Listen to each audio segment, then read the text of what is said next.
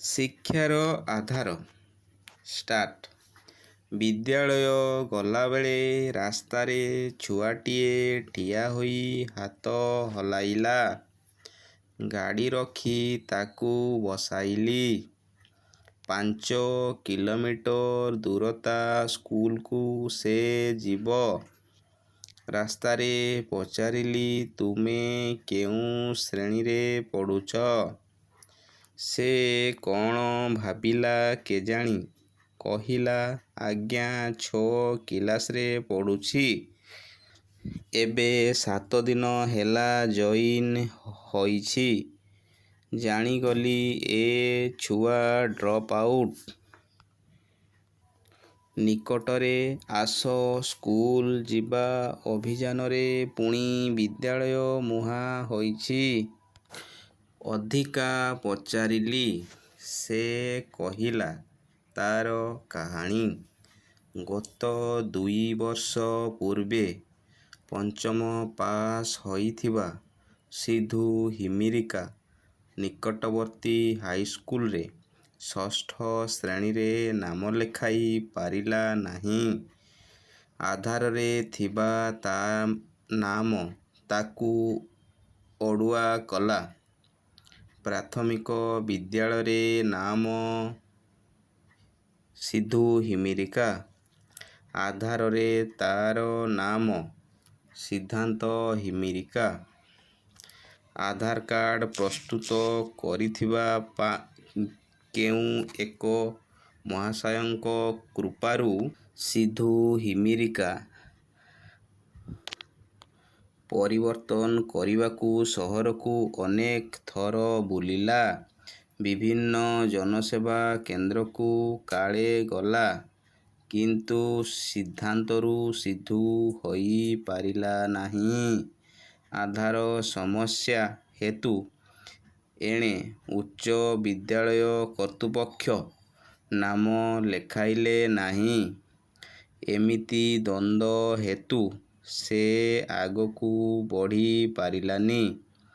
ନଦୀ, ଡଙ୍ଗର, ପାହାଡ଼ ବୁଲି ଇତିମଧ୍ୟରେ 2 ବର୍ଷ ବିତିଗଲା। ଏବେ ପୁଣି ସରକାରଙ୍କ ପକ୍ଷରୁ ଆସ ସ୍କୁଲ ଯିବା ଅଭିଯାନ କ୍ରମରେ ସେ ନାମ ଲେଖାଇଲା। ତାହା ପୁଣି ଏକ ରୋଚକ ପରିସ୍ଥିତିରେ। ଆଧାର ନ ବଦଳିବାରୁ ଶେଷରେ ନିଜ ନାମ ବଦଳିବାକୁ ବାଧ୍ୟ ହେଲା। ସିଧୁରୁ ସିଦ୍ଧାନ୍ତ ହେବା ପରେ ସେ ପୁଣି ପଢ଼ିବାର ସୁଯୋଗ ପାଇଲା।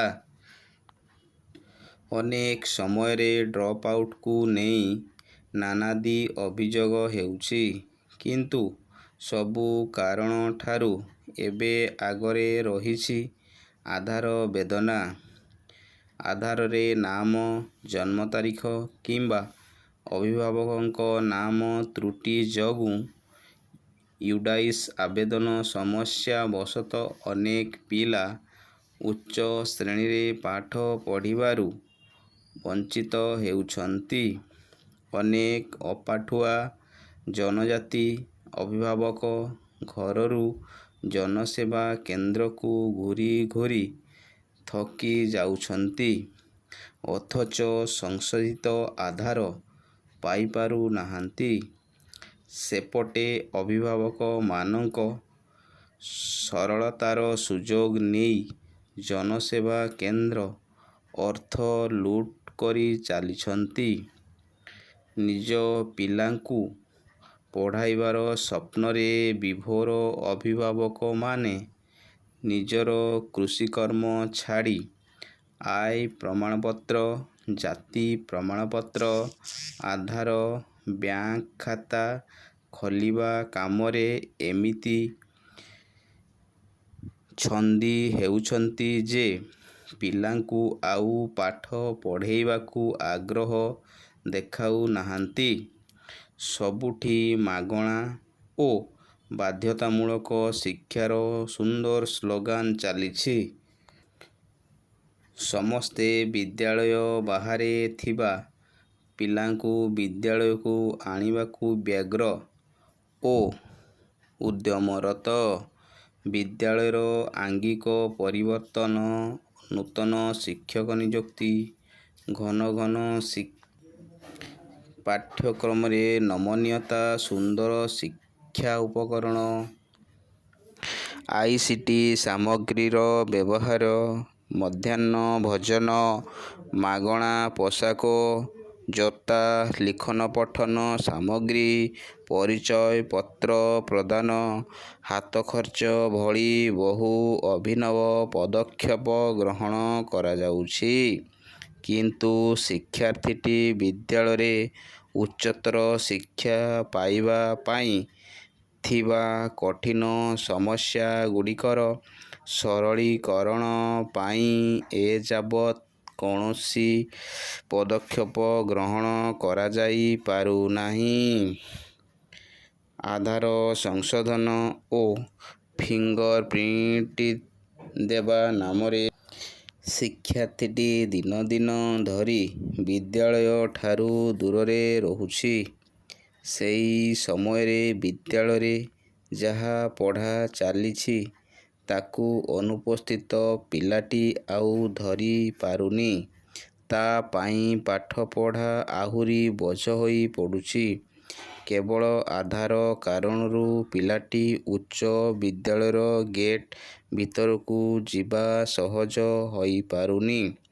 ବିଶେଷ କରି ଆଧାର ଅଧୀର ଯୋଗୁଁ ଜନଜାତି ଇଲାକାର ବହୁ ପିଲା ଅଧାରୁ ପାଠ ନ ପଢ଼ି ସେମିତି ଘରେ ରହି ଯାଉଛନ୍ତି। ଡ୍ରପ୍ ଆଉଟ୍ ପ୍ରମୁଖ କାରଣ ପାଲଟିଛି।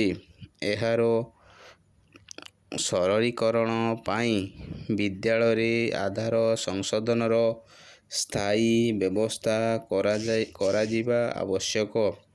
ବିଦ୍ୟାଳୟ କର୍ତ୍ତୃପକ୍ଷଙ୍କୁ ପୂର୍ଣ୍ଣ କ୍ଷମତା ଦେବା ଜରୁରୀ। ପିଲାଟିକୁ ଶିକ୍ଷା ଦେବା ଲାଗି ବିଦ୍ୟାଳୟ ଅଭିଭାବକଙ୍କ ପାଇଁ ଏକମାତ୍ର ଶେଷ ମାର୍ଗ ହେବା ଆବଶ୍ୟକ। ଅଭିଭାବକ ଆବଶ୍ୟକ କାଗଜପତ୍ର ସହ ପିଲାକୁ ଧରି ପାଖ ସ୍କୁଲ ଗଲା, ସିଧା ନାମ ଲେଖାଇଲା। ଯାହା ସଂଶୋଧନ କରିବାର ଆବଶ୍ୟକ ବିଦ୍ୟାଳୟ ସ୍ତରରେ ସମ୍ପୂର୍ଣ୍ଣ ହେବା ଅନିବାର୍ଯ୍ୟ।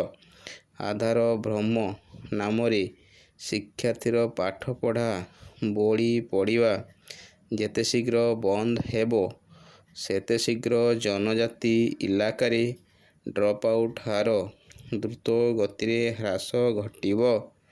ଅଭିଭାବକ ମହଲରେ ବି ପିଲାର ପାଠପଢ଼ା ପ୍ରତି ରୁଚି ବଢ଼ିବ।